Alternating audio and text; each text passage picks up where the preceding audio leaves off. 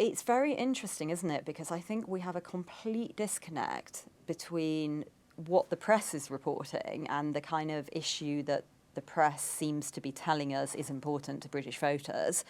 And actually what, I don't know if it's a majority. It'd be interesting doing polling on it, actually. But if it's not a majority, it's certainly a very vehement, significant minority of the British public see as a really existential issue, actually. So, yes, there clearly is pushback. I mean, you just have to look on, not only social media, actually, but to the extent articles on this issue go into the mainstream press, I think the comments are quite a good barometer of public opinion. And actually, it seems, I'm quite surprised now, I'm quite reassured, actually, when I see comments to media articles and, what you can glean from social media. There seems to be a really growing awareness that these organisations have perhaps overstepped some very fundamental line.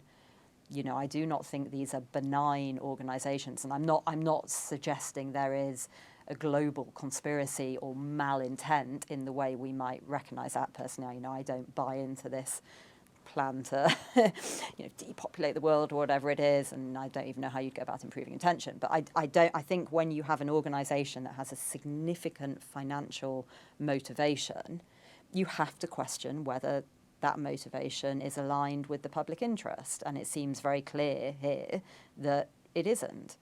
And for me, that is malintent. You've got an organisation pushing a product that it stands to benefit financially from enormously. We know the World Health Organization is funded 85% by the pharmaceutical industry. So for me, that alone should be enough for the public to go, well, hang on, wait a second. Why on earth would we certainly agree to abide by anything this organisation tells us to do? The interests are not aligned. You wouldn't get that in business. It would be a clear conflict, or at least it would have to be declared and put on the table. And I think there's been a real lack of transparency from the World Health Organization about that.